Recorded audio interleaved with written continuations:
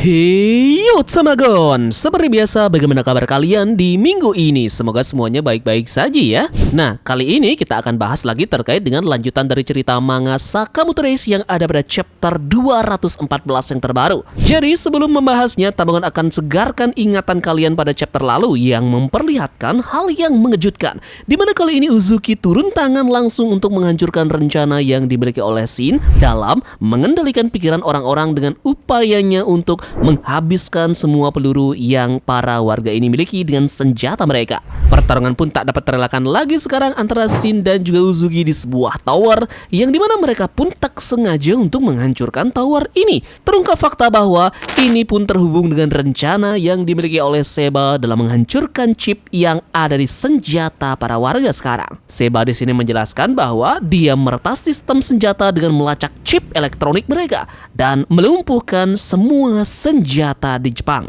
Sebenarnya Seba ini tak bisa untuk melakukan seperti ini kecuali jika pusat transmisi sinyalnya hancur, dan berkat Shinlah ini pun menghancurkan pusat transmisinya yakni tower tersebut. Jadi sangat menarik ya untuk melihat apakah rencana yang akan dilakukan oleh Shin beserta dengan Asakura dan juga Seba lagi yang akan bisa berhasil untuk menghentikan ancaman mengerikan ini di Jepang. Jangan lupa subscribe, like, dan komen untuk bentuk support kalian atas channel ini ke depannya. Sakamoto Days chapter 214 mendapatkan judul Pengumuman Anak Hilang. Chapter ini diawali dengan melanjutkan cerita sebelumnya di mana kali ini terlihat Seba yang sudah menguasai permainan dan rencana yang dia lakukan bersama dengan teman-teman GCC yang lainnya pun akhirnya berhasil. Kali ini mereka sudah bisa memastikan bahwa pistol yang dibagikan kepada warga sekarang sama saja dengan barang rongsokan. Jadi senjata tersebut tidak bisa untuk digunakan sama sekali. Kita pun melihat adanya para warga yang sudah tidak lagi mendengar bunyi tembakan yang ada di kota.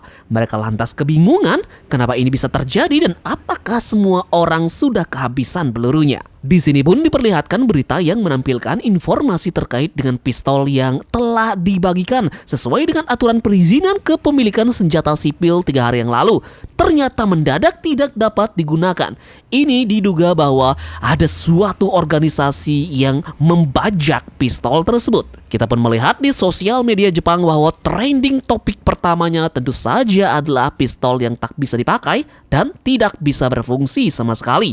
Ini banyak sekali diposting oleh para netizen. Para warga kemudian meyakinkan dirinya bahwa kota yang mereka tempati sekarang sudah aman dan mereka pun bisa berpergian kemanapun karena kejadian mengerikan akhirnya pun sudah selesai.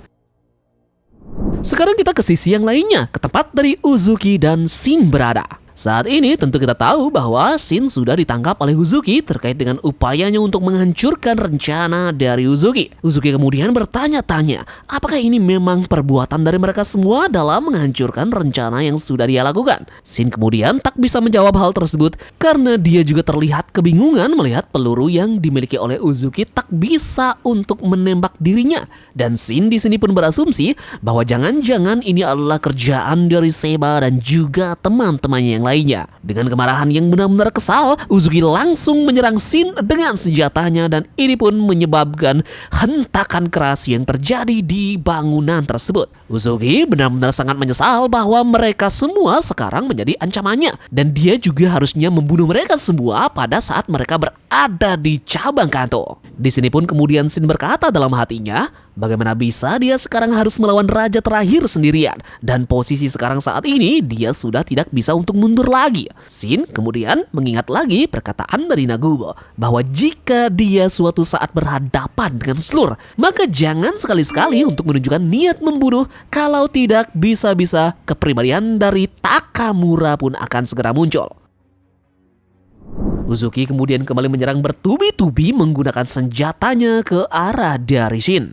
Di sini Shin bilang bahwa Takamura memanglah mengerikan, namun Uzuki sendiri adalah petarung yang sangat hebat. Saat ini pun dia melihat adanya kursi pesawat tempur yang ada di dekatnya. Dia pun menggunakan kursi ini dengan pelontar jatuhnya dan dia pun jatuh dengan puing-puing yang hancur dari atas. Pergerakan darinya pun kemudian tentu diikuti oleh Uzuki yang juga terjun ke bawah gedung. Dan kita pun melihat panel yang sangat menarik saat mereka terjun dari atas. Mereka sekarang berakhir di sebuah Sea World, yakni tempat akuarium raksasa berada. Pertarungan pun sekarang akan dilanjutkan di bawah air dan dilihat jelas oleh beberapa orang yang mengunjungi tempat tersebut. Shin kemudian memikirkan tentang adanya banyak sekali orang yang akan melihatnya jika bertarung di dalam akuarium besar ini. Nah, di satu sisi kita pun melihat Uzuki yang flashback memikirkan pada saat dia berbicara dengan Rion. Di sini, pembicaraan dimulai dengan mengatakan bahwa jika Rion ini ingin sekali pergi ke akuarium besar nanti, karena dia memikirkan hal yang seru jika melihat akuarium besar yang berkilauan. Ingatan ini pun kembali membuat Uzuki teringat akan gadis tersebut. Yup, kita kembali lagi ke masa sekarang. Di dalam akuarium besar ini, Shin kembali memikirkan tentang apa yang akan dia lakukan sekarang untuk melawan bos terakhir ini.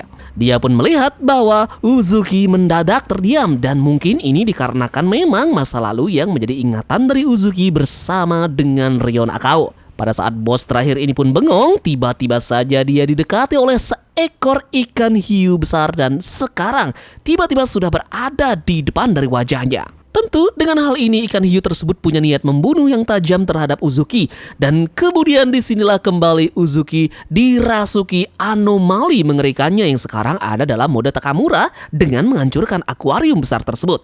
Kemudian kita melihat bagaimana air dan kaca pun bertebaran di tempat tersebut. Shin kemudian bilang bahwa dia baru paham juga bahwa makhluk yang mempunyai niat membunuh bukan hanya manusia, tapi memang adalah ikan hiu yang mendekati Uzuki tersebut. Di dalam tempat SeaWorld ini pun kita mendengar bahwa ada pengumuman yang menyatakan bahwa terima kasih atas kunjungan Anda ke akuarium super hari ini. Dan berikut ini adalah pengumuman anak hilang kepada semua pengunjung. Chapter ini pun ditutup dengan memperlihatkan Uzuki yang menghancurkan akuarium besar tersebut, diikuti dengan ikan hiu yang tadi berniat membunuhnya yang tergeletak mati. Catatan akhir yang kita dapatkan pada chapter kali ini adalah dari balik kaca yang hancur tertebas, bangkitlah sang makhluk pembunuh. Yup, cerita ini sebagian besar menceritakan Shin yang bertahan hidup dengan upaya yang tidak dia duga-duga melawan bos terakhir saat ini yakni Uzuki. Apa yang akan terjadi selanjutnya dengan Shin ya pada saat ini, dan tentu saja dia tidak akan mungkin bisa menang dalam pertarungan 1 lawan 1 melawan Uzuki kali ini. Mungkinkah sekarang akan ada seseorang yang menyelamatkan Shin ini? Orang yang kita harapkan tentu saja adalah Sakamoto ya, atau bahkan Nagumo sekalipun dalam penyelamatan terhadap Shin ini. Nah, lantas setelah hal tersebut juga, apa yang selanjutnya direncanakan oleh kelompok X ini dalam upayanya untuk menghancurkan tatanan dunia saat ini? Setelah rencana mereka yang sebelumnya untuk menyebarkan 3 peluru ke setiap warga kota akhirnya dengan mudah dihancurkan oleh kelompok Shin dan juga Seba ini. Apakah sekarang kelompok X besutan Uzuki ini akan turun tangan langsung untuk mencoba menghadirkan malapetaka di seluruh Jepang dan menggunakan rencana kedua mereka yang akan menjadi plot twist besar nanti dalam cerita ini? Jadi jangan lupa subscribe, like, dan komen untuk bentuk support kalian atas channel ini ke depannya. Kita akan bertemu lagi ya pada pembahasan Sakamoto Days chapter 215 di minggu depan.